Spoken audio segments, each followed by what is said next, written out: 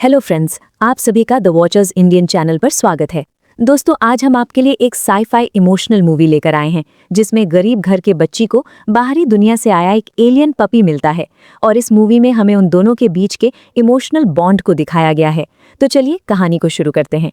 Movie की शुरुआत एक छोटे लड़के डिकी से शुरू होती है जो एक बहुत गरीब परिवार से आता है। भले ही उन्हें पैसों की तंगी रहती है, फिर भी उसके पिता हर दिन बहुत कड़ी मेहनत करते हैं, सिर्फ अपने बेटे को एक बेहतर भविष्य देने के लिए। डिकी शहर के सबसे अच्छे स्कूलों में से एक में पढ़ता है, लेकिन वहाँ एक बड़ी समस्या है, वो वहाँ घुल मिल नहीं पाता। बाकी सभी बच्चे अमीर हैं, वे साफ सुथरे कपड़े पहनते हैं, महंगे खिलौने लाते हैं और आरामदायक जिंदगी जीते हैं। वहीं दूसरी ओर डिकी स्कूल गंदे कपड़ों और पुराने जूतों में आता है, जो मुश्किल से ही टिक पाते हैं।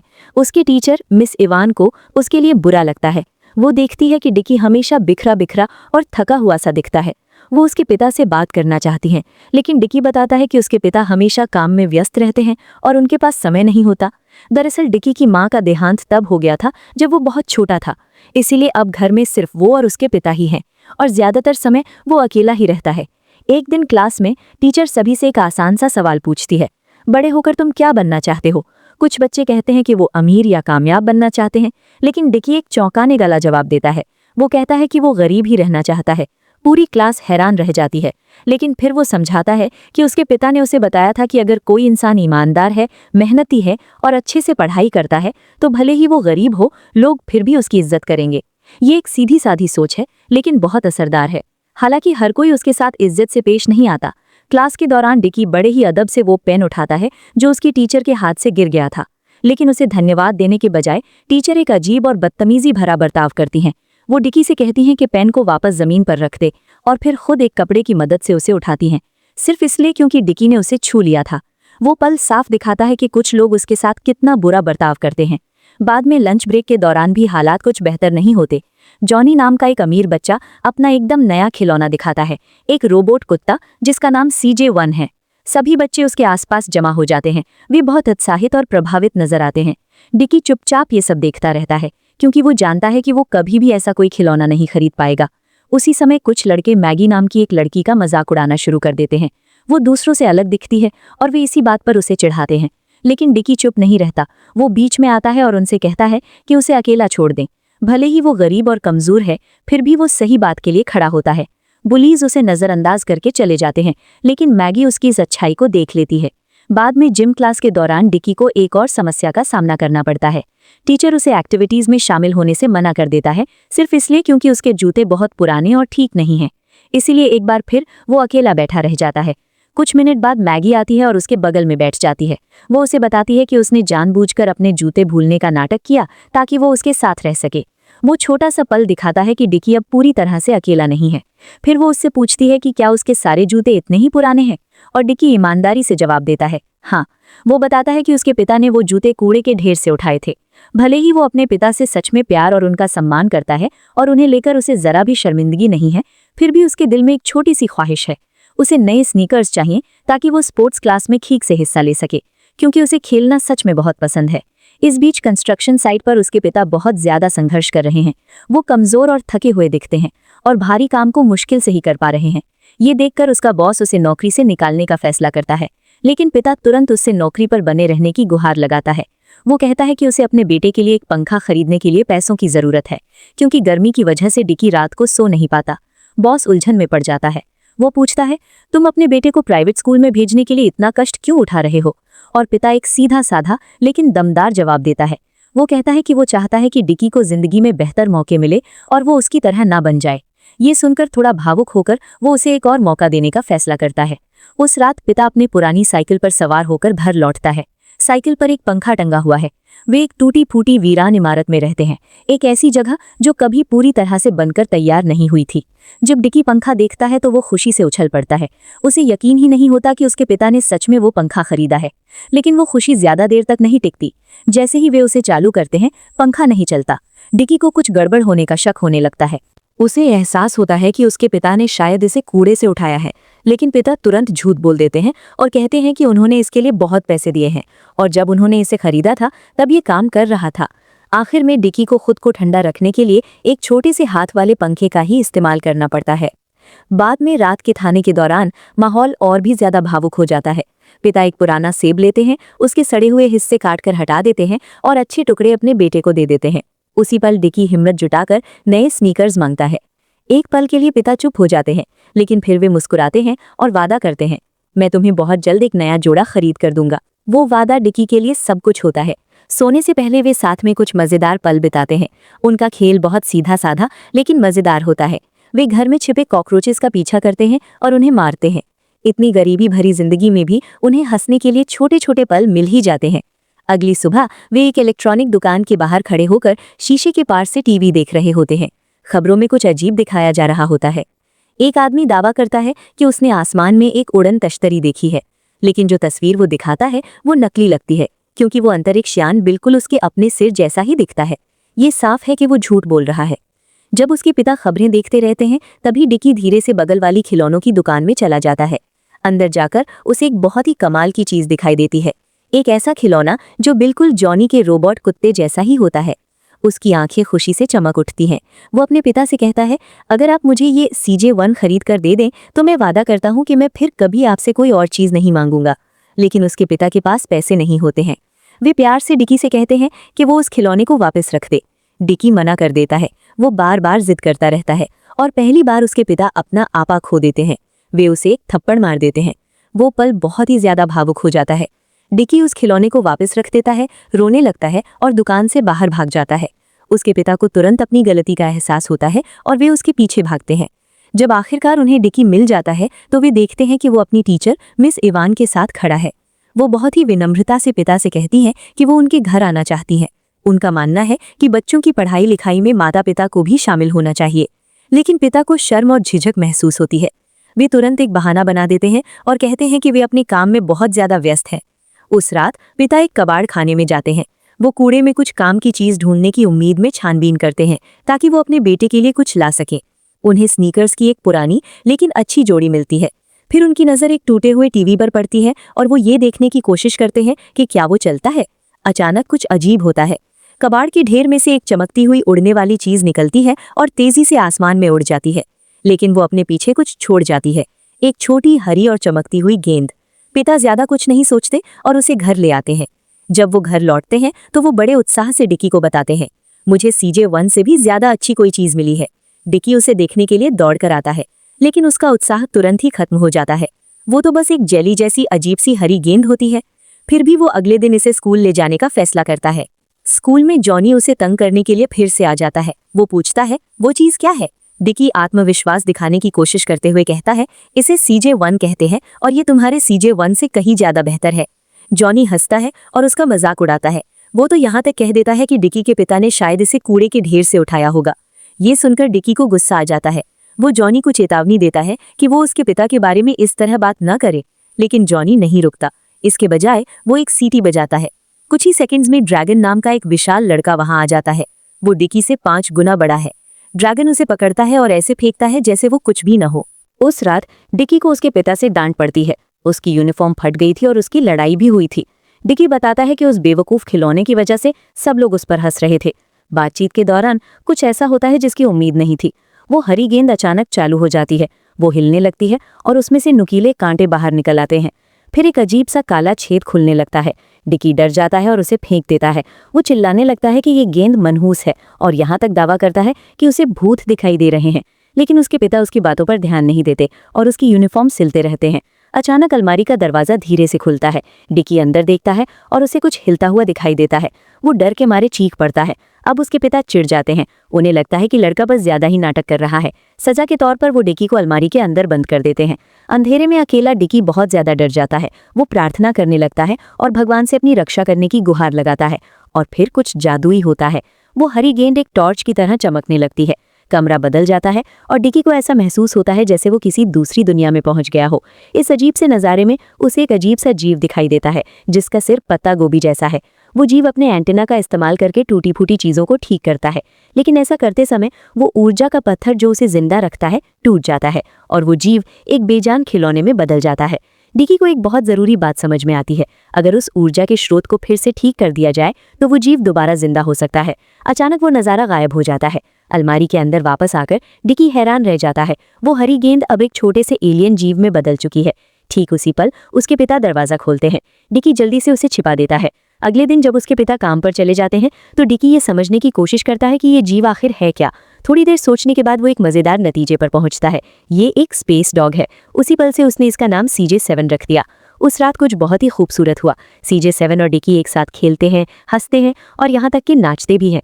पहली बार डिकी सचमुच खुश महसूस करता है। तभी CJ7 को एक सड़ा हुआ सेब मिलता है। अपनी अजीब शक्ति का इस्तेमाल करके वो उस सेब को फिर से ताज़ा बना देता है। डिकी उसे चखता है और उसे अपनी आंखों पर यकीन नहीं होता। अब उसे पक्का यकीन हो जाता है ये सिर्फ एक खिलौना नहीं है, ये एक जादुई कुत्ता है। अगले दिन स्कूल में डिकी गर्व से CJ7 को अपने कंधे पर बिठाकर लेकर जाता है। वो उसकी परीक्षा लेने का फैसला करता है। वो कहता है, अगर तुम यहाँ के सबसे ताकतवर कुत्ते को हरा सकते हो तो तुम सचमुच एक सुपर डॉग हो। ये सुनकर CJ7 उस कुत्ते की ओर दौड़ता है और हैरानी की बात यह है कि वो उसे आसानी से हरा देता है। डिकी खुशी से फूला नहीं समाता। अब उसे स्कूल में कदम रखते हुए गर्व महसूस होता है। बाद में बाथरूम में छिपे हुए डिकी के दिमाग में एक शरारती आइडिया आता है। वो CJ7 से कहता है कि वो उसे अपने टेस्ट में 100 नंबर लाने में मदद करे। CJ7 एक छोटा सा टूल बॉक्स निकालता है और उसके लिए एक खास चश्मा बनाता है। परीक्षा के दौरान चश्मे से रोबोट जैसे छोटे छोटे यंत्र बाहर निकलते हैं। वो चुपके से दूसरे छात्रों की आंसर शीट स्कैन करते हैं और सारे जवाब डिकी को भेज देते हैं। सब कुछ एकदम सही चल रहा होता है, लेकिन अचानक जॉनी को कुछ अजीब दिखाई देता है। वो देखता है कि छोटे छोटे रोबोट हवा में उड़ रहे हैं। उत्सुक और परेशान होकर वो उन्हें पकड़ने की कोशिश करने लगता है। ऐसा करते हुए गलती से उसका हाथ टीचर को लग जाता है। एक और छात्रा फैनी भी इसमें शामिल हो जाती है, ये दिखावा करते हुए कि वो तो बस एक मक्खी पकड़ने की कोशिश कर रही है। पूरी क्लास में अफरा तफरी मच जाती है, लेकिन इस सब के बीच डिकी शांति से अपना टेस्ट पूरा कर लेता है। बाद में नतीजे घोषित किए जाते हैं। पहली बार डिकी को A ग्रेड मिलता है। वो बहुत खुश और गर्व महसूस करता है, लेकिन उसकी ये खुशी ज्यादा देर तक नहीं टिकती। टीचर उससे उसका चश्मा दिखाने को कहते हैं। डिकी घबरा जाता है और जल्दी से वो चश्मा टीचर की तरफ फेंक देता है। जैसे ही टीचर उसे जांचने की कोशिश करते हैं, धमाका हो जाता है। चश्मा फट जाता है। किस्मत से कुछ भी गंभीर नहीं होता, लेकिन इससे शक पैदा हो जाता है। बाद में डिकी की मुलाकात फिर से CJ7 से होती है। वो उसे बताता है कि उसकी अगली क्लास जिम की है और अब उसे सुपर स्नीकर्स की जरूरत है। कुछ ही सेकंड में CJ7 उन्हें बना देता है। जिम क्लास में टीचर अपना सबसे ऊंचा जंप रिकॉर्ड दिखाता है और गर्व से कहता है कि किसी भी स्टूडेंट ने आज तक उसे नहीं तोड़ा है। फिर डिकी आगे आता है। अपने नए जूतों के साथ वो आसानी से रिकॉर्ड से भी ऊंचा कूद जाता है। हर कोई हैरान रह जाता है। टीचर बाल को थोड़ा नीचे करता है और उससे फिर से कोशिश करने को कहता है, लेकिन इस बार डिकी और भी ऊंचा कूदता है। अब चीजें अजीब होने लगती हैं। ट्रेडमिल पर जूतों में अचानक से मैकेनिकल पैर निकल आते हैं। वे डिकी के पैरों से जुड़ जाते हैं और उसे बहुत तेज दौड़ाते हैं, इतनी तेज कि मशीन उसे संभाल नहीं पाती और टूट जाती है। इसके बाद स्विमिंग पूल में जूतों से प्रोपेलर निकल आते हैं। डिकी पानी के अंदर एक स्पीड बोट की तरह तैरता है। फिर फुटबॉल में उसकी किक इतनी जोरदार हो जाती है कि गोल पोस्ट टूट जाता है। इस मोड़ पर टीचर को एहसास होता है कि कुछ तो गड़बड़ है। वो डिकी को लड़ाई के लिए चुनौती देता है, लेकिन हैरानी की बात यह है कि डिकी आसानी से जीत जाता है। तभी मिस इवन वहां आती हैं। वो टीचर से कहती हैं कि डिकी किसी बड़ी मुसीबत में फंसने वाला है। इसी बीच एक और टीचर मिस्टर काओ पुलिस वालों के साथ मैदान की तरफ आते हैं, लेकिन इससे पहले कि वो उसे पकड़ पाते, डिकी अपने जूतों का इस्तेमाल करके उड़ जाता है। अचानक डिकी की नींद खुल जाती है। उसके मुंह में सेब का एक टुकड़ा होता है। वो चारों ओर देखता है और उसे एहसास होता है कि ये सब एक सपना था। उसी पल उसके पिता घर आते हैं और उसे स्कूल के लिए तैयार होने को कहते हैं, लेकिन तभी डिकी अपने बैग के अंदर CJ7 को देखता है। अब वो उलझन में पड़ जाता है। शायद सपना झूठा था, लेकिन CJ7 असली है। उसे यकीन होने लगता है कि CJ7 फिर से उसकी मदद कर सकता है। स्कूल जाते समय वो एक गली के पास रुकता है जहाँ एक असली कुत्ता रहता है। वो उसे CJ7 को आजमाने का फैसला करता है। वो उसे उस कुत्ते से लड़ने की चुनौती देता है, लेकिन मामला बिगड़ जाता है। असली कुत्ता पूरी रफ्तार से हमला करता है और CJ7 को आसानी से दूर फेंक देता है। अब डिकी और CJ7 दोनों को वहां से भागना पड़ता है। इसके बाद डिकी निराश महसूस करता है। उसका अपने स्पेस डॉग पर से भरोसा उठने लगता है। फिर भी वो CJ7 को स्कूल ले जाता है। बाथरूम में उसे गुस्सा आ जाता है। वो CJ7 से कहता है कि वो जादू दिखाए ताकि वो फिर से 100 नंबर ला सके, लेकिन इस बार CJ7 पहले की तरह मदद नहीं कर पाता। इसके बजाय वो बस कुछ बेवकूफ़ी भरी चीज निकालता है, गोबर का एक ढेर। डिकी अभी भी किसी चमत्कार की उम्मीद में उसे परीक्षा हॉल में ले जाता है। टेस्ट के दौरान वो लगातार उसे घूरता रहता है, जवाबों का इंतजार करता है, लेकिन कुछ नहीं होता। समय खत्म हो जाता है और उसने कुछ भी नहीं लिखा होता। वो घबरा जाता है। जॉनी उस गोबर को देख लेता है और उसका मजाक उड़ाता है। फिर एक घटिया हरकत करते हुए वो उसे डिकी के चेहरे पर फेंक देता है। टेस्ट के बाद डिकी को बहुत गुस्सा आता है। उसे ठगा हुआ महसूस होता है। गुस्से में आकर वो CJ7 को पकड़ता है और उसका सिर टॉयलेट में डुबो देता है। वो चिल्लाकर कहता है कि इस कुत्ते ने उसे धोखा दिया है। वो CJ7 से उसकी जादुई शक्तियां देने की मांग करता है, लेकिन इसके बजाय CJ7 फिर से मजाकिया अंदाज में जवाब देता है। जिम क्लास में हालात और भी खराब हो जाते हैं। डिकी अब गंदा और अस्त व्यस्त हो चुका है, इसलिए टीचर बागवानों से कहते हैं कि वे उस पर होस से पानी डालें। हर कोई उस पर हंसता है। इस अपमान के बाद डिकी को गुस्सा और शर्मिंदगी महसूस होती है। वो CJ7 को ढूंढने जाता है। इस बार वो माफी मांगने का नाटक करता है। वो धीरे से उसे आवाज देता है और पास आने को कहता है। CJ7 उस पर भरोसा कर लेता है और धीरे धीरे छिपने की जगह से बाहर आता है, लेकिन अचानक डिकी उसे पकड़ लेता है और सीधे कूड़ेदान में फेंक देता है। फिर वो वहां से चला जाता है, लेकिन कुछ कदम चलने के बाद उसके दिल में दर्द होने लगता है। उसे एक जरूरी बात का एहसास होता है।